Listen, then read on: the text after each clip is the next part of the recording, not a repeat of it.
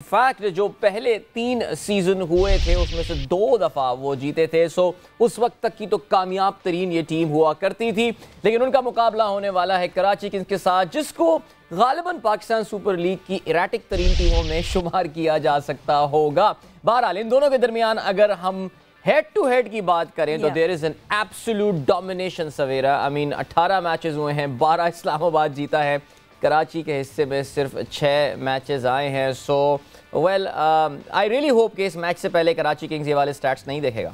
I hope so कि ऐसा ना हो, मगर इस दफ़ा मुझे ऐसा लगता है कराची की टीम मुझे बेहतर लग रही है पिछले सीजन से। सो लेट्स जस्ट होप कि कराची जो है वो अच्छा कर सके, बिकॉज हम कराची वाले बहुत तकलीफों से गुजरे, हम बहुत तकलीफ से गुजरे मतलब पिछले वाले सीजन में। तो कमिंग बैक टू हम अपने जरा गेस्ट को जो है वो ऐड इन करें लाहौर से, क्योंकि जो है बड़ा एक मज़े का बैंटर होता है जब कराची लाहौर का मुकाबला होता है, मगर इस वक्त क्योंकि आप लोग लाहौर में मौजूद हैं, सो मिसबा जिस तरह पिछले सीजन में कराची की परफॉर्मेंस रही, यानी वो कहते हैं ना कि सारे रिकॉर्ड नीचे से तोड़ना, तो वो सारे रिकॉर्ड जो है वो कराची ने तोड़े इस दफ़ा, क्योंकि हम पहली दफ़ा एक्शन में देख चुके हैं कराची को, एंड बहुत क्लोज मैच हुआ पेशावर ज़ल्मी के साथ। सारी गलतियां मुझे लगता है कि उसी वक्त हो गई, उसी मैच में हो गई, मगर कराची की टीम इस दफ़ा ज़्यादा प्रॉमिसिंग लग रही है पिछले सीजन से। जी मेरे ख्याल में पिछले सीज़न से बहुत बेहतर टीम लग रही है, और कॉम्बिनेशन भी बड़ा ज़बरदस्त है उनका उस लिहाज से।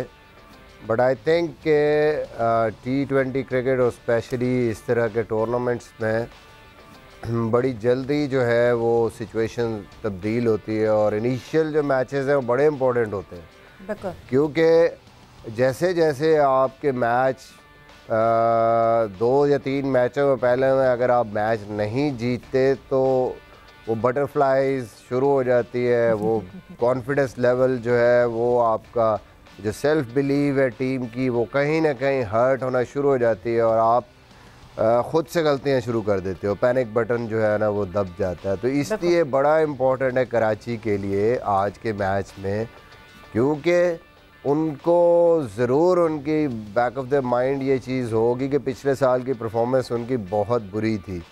तो अगर आज कहीं मैच उनका 19-20 हो गया तो कराची बहुत मुश्किलात में आ सकती है, और आज का मैच भी उनका बड़ा टफ मैच है। इस्लामाबाद की जो टीम है वो एक तो उनका बड़ा सेट पैटर्न है, और यही एक वजह होती है कि अगर एक टीम के पास उनका बैटिंग लाइनअप ऑलमोस्ट सेम है और बड़ी ज़बरदस्त बैटिंग लाइनअप है, उनको अपने रोल्स का पता है, ऊपर से कैसे खेलना, उन्होंने पावर प्ले, मिडल के ओवर्स में उनके पास आज़म खान है, फिर उनके पास आसिफ अली है, फिर नीचे तक उनकी जो बैटिंग लाइनअप है एंड तक 9वें 10वें नंबर तक ऐसे कैपेबल बैट्समैन हैं कि जो आके किसी भी टीम पे अटैक कर सकते हैं, बॉलिंग पे अटैक कर सकते हैं। तो आई थिंक एक बड़ा चैलेंज होगा कराची के लिए। कराची के लिए तो यह मैच बहुत ही इम्पोर्टेंट है। 2 मैच अगर आप इस तरह के हार जाएं, स्पेशली आई थिंक पिछले मैच में मैं समझता हूँ कराची डेफिनेटली ये मिस करेगी कि पिछला मैच जिस सिचुएशन से वो आ गए थे वहाँ से उनको जीतना चाहिए था, क्योंकि प्रीवियस परफॉर्मेंस कहीं ना कहीं आपके माइंड पे अफेक्ट करती है। और आज का मैच अगर 19-20 हो गया तो कराची ये जो है ना वो सिचुएशन चेंज होने में देर नहीं लगती, आप फिर उसी सिचुएशन में कॉन्फिडेंस लेवल में चले जाएंगे जिस तरह पिछले साल थे। और अच्छी टीम होने के बावजूद कई दफ़ा फिर कम बैक करना ना आपके लिए बड़ा मुश्किल हो जाता है। मिसबा, जब हम इस्लामाबाद यूनाइटेड की बात करते हैं तो जाहिर है आपकी उस टीम के साथ एक इमोशनल अटैचमेंट भी है। हम जब उनकी 2 ट्रॉफीज़ की बात करते हैं, दोनों दफ़ा कप्तानी के फ़राइज़ भी आप सर अंजाम दे रहे थे, आप इस टीम के हेड कोच भी रहे हैं, except for the 2020 season off course. उसके अलावा इस टीम की परफॉर्मेंस में कंसिस्टेंसी भी है। हमें ये पता होता है दैट इस्लामाबाद यूनाइटेड कुछ ना हो प्लेऑफ में तो जो है वो ज़रूर पहुंचने में कामयाब हो जाएगी। एलिमिनेटर्स पे खेल रही होती है या वो जो है प्लेऑफ में होती है, जो पहला प्लेऑफ होता है, क्वालिफायर जिसको कहा जाता है। क्योंकि पहला मैच इस्लामाबाद यूनाइटेड खेल रही है तो ज़ाहिर है is who better to talk about this team than yourself. हर टीम का एक मिजाज होता है ज़ाहिर है, और वो मिजाज गालिबन उसकी टीम की जो ओनरशिप होती है उससे वो छलक रहा होता है, उसकी छलक उस टीम में नज़र आ रही होती है। Tell us something about the culture of Islamabad United Misbah, क्योंकि हमें तो ज़ाहिर है उनके रिजल्ट्स नज़र आ रहे होते हैं, लेकिन आपने एज अ कप्तान, एज अ कोच, सब कुछ बड़ा करीबी इसको देखा है। बड़ी आप एक, मैं कहूँगा कि इवन दो फादरली फिगर का वर्ड तो कुछ शायद थोड़ा सा मैं ओवर ना हो जाऊँ, लेकिन ज़ाहिर है आप tell us about this team, about the owners, कैसा रहा आपका एक्सपीरियंस, क्या कहना चाहेंगे आप? एक दिन नौजवान कहते हैं, दूसरे दिन फादर फिगर। वो एक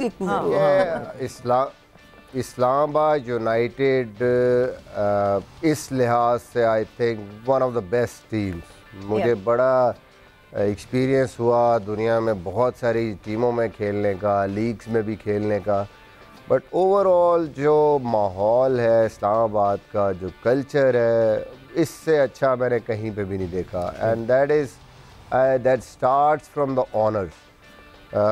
आई थिंक जिस किस्म की मतलब उनकी जिस तरह बैकिंग होती है प्लेयर्स के लिए और अपने स्टाफ के लिए, you never feel under pressure, या आप कभी भी जैसी मर्जी सिचुएशन है। और यही वजह थी कि फर्स्ट सीज़न मेरे ख्याल में हमारी वर्स्ट परफॉर्मेंस थी। आखिरी 2 या 3 मैचों से पहले हम कहीं पे भी नहीं थे, शायद बिल्कुल रॉक बॉटम पे थे, लेकिन एक माथे पे शिकन नहीं थी जो ऑनर्स थे, और ना उनकी कभी कोई प्रेशर या इन्वॉल्वमेंट होती। हमेशा they are there to back each and every individual, चाहे वो स्टाफ है आपका, प्लेयर है। और ये जो एक कल्चर डेवलप किया है इस्लामाबाद ने कि टुगेदर वी विन, वो वाकई कल्चर है वहाँ पे। और दूसरी जो सबसे अच्छी चीज़ है जो रेहान ने भी की है या हसन चीमा है टीम के साथ, या जो भी मैनेजमेंट आई है, उन्होंने एक कोर रखा अपनी टीम का। अगर आप देखें ना तो उनके यही प्लेयर, यही बैटिंग लाइनअप, बहुत ज़्यादा एरेटिक किस्म की चेंजेस नहीं आती उनकी टीम में। तो दे नो देयर रोल्स, उनको पता है कैसे खेलना है। आसिफ खेल रहा है, फ़हीम खेल रहा है, शादाब खेल रहा है, पता नहीं 4-5 6 सीजन हो गए उनको। एलेक्स हेल्स खेल रहा है वहाँ से। अगर पॉल स्टर्लिंग आया तो वो भी कंटिन्यूसली खेल रहा है। मनरो है, वो कोर को नहीं छेड़ते। हाँ। और उनकी जो बॉलिंग लाइनअप है वो भी ऑलमोस्ट वही लड़के हैं। तो ये बड़ा डिपेंड करता है, दूसरी टीमों को आके स्टार्ट लेने में प्रॉब्लम होती है और एक कम्बिनेशन बनाने में मसला होता है। पहले 2 से 3 मैच उसी में गुजर जाते हैं। जैसे क्वेटा को आप एग्जांपल ले लें, सामने आपके किसी बैट्समैन को रोल का नहीं पता, आउट ऑफ देयर पोजीशंस खेल रहे हैं। सेटल डाउन होते होते वो 2 मैच हार गए तो अंडर प्रेशर हो जाएंगे। तो इस्लामाबाद का ऐसा कोई चक्कर नहीं है। Right from the start her दफ़ा वो चेंजेस जो भी होती हैं वो टीम की बेहतरी के लिए होती है, और वो जो उनके पिलर्स हैं, परफॉर्मर्स हैं, वो वहीं पे रहते हैं। तो मेरे ख्याल में overall credit from top to bottom आपके ऑनर्स से स्टार्ट होता है, आपका कोचिंग स्टाफ है, आपकी मैनेजमेंट है, and then the players, they are knitted और बहुत क्लोज है। और इसी वजह से मेरे ख्याल में उसकी परफॉर्मेंसेस में आपको नज़र आता है।